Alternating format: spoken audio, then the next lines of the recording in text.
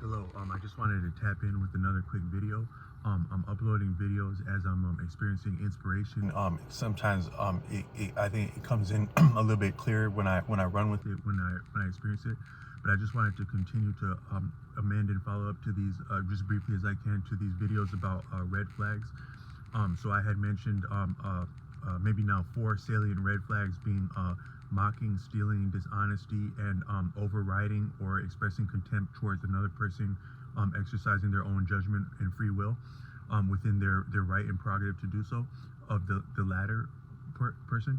But what I wanted to add as another significant red flag in experiencing and handling yourself as an artist and as a person is behavior in choices within speech when dealing with people, where sometimes very significant indications and red flags within a person's speech can betray red flags um, uh, by their choice in words. And also we can become stronger communicators by selecting, having more discretion in the words that we choose, not only swear words and cuss words. The YouTuber New Breed Global Truth. He has a brilliant content expressing delineating the difference between cuss words and swear words, where a person can use a cuss word and they can actually be humorous,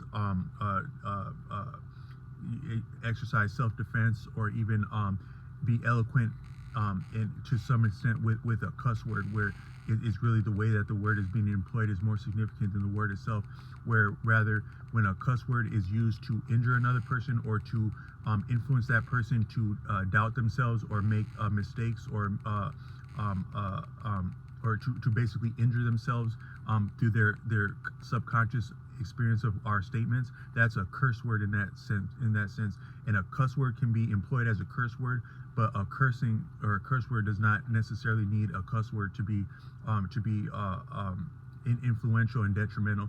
So that distinction between cuss words and curse words is important, that New Breed Global Truth brought out. But what I want to say is that there are different buzzwords and key words that are very significant when you experience them as a attendant of different behaviors and outcomes.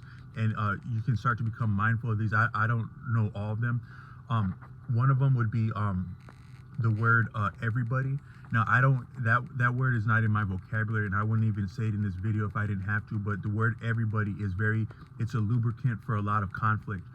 So when you hear that word everybody, I don't know what your concept is of a wicked entity that does a lot of mischief and damage to people in reality and in this world. But whatever your concept of that is, you can as easily substitute that with the word everybody when you experience it, and it'll translate the same.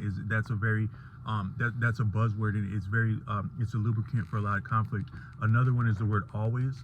Whenever you hear the word always, if it's being used like in a literary sense or a poetic sense or literary, it could maybe be superfluous and a little bit it's pretentious and idealistic. I think anytime that word appears anywhere in the more positive sense, but then in the more negative sense, like in an argument, if you hear that word always come up, that is a very potent lubricant for conflict. When saying like, you always say that, and then every time that person comes around, they always do that. That word always it's a very it can be a very problematic word. But then another one, and this is a more subtle one that you may experience with people of all walks of life, in all backgrounds, is the word we. So when you like when people use the word we, one, they may not, sometimes it may be unavoidable, but if they were more thoughtful and eloquent, they could use a different way of coming around that word. But when the word we is employed, a person is exercising leverage over you, because what the sub communication is that it's a gang of us, and it's you, and we therefore have the leverage because we have the numbers full. That's what they're communicating. That can even be in a very sober, tame business sense, like with a contract, and they say, well, we feel this way and that way, but what they're saying is that we have the leverage and we have the numbers. So on a evolutionary and instinctual level, it's like it's a gang of us and it's one of you. So So we have the say so. That's what's being expressed with we. But even if it was like more like maybe it could be like fun, like friendly, like you get a call from your friend and they're like, hey yo, it's me, A, B, and C, and I think D is coming too, and we about to be up there in like 10 minutes. So when they say we like that, they're putting leverage, and you have less inclination to say, oh no, I actually had to go to work, or I kind of wanted to spend time with my old lady. When they say we like that, they're employing leverage because in momentum, because it's all of us and it's you. Therefore, do it. So come along with us and join the party and come along for the peer pressure and so on and so forth. So that word "we" is also very significant and more so detrimental when it appears in any walk of life, any endeavor, anything you're into.